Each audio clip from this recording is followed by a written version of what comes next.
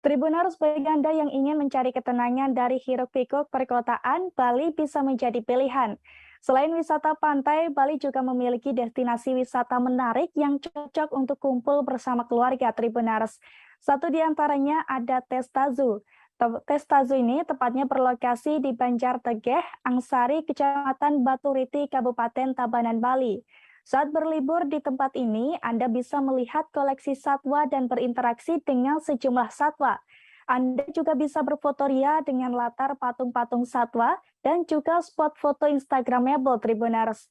Testazu ini merupakan sebuah taman marga satwa yang tidak hanya menampilkan marga satwa seperti pada umumnya. Namun kebun binatang pertama di Kabupaten Tabanan ini juga sebagai tempat destinasi wisata dan edukasi terkait perawatan hewan. Selain itu, Testazu juga mengembangkan konservasi hewan agar benar-benar layak hidup seperti di habitatnya.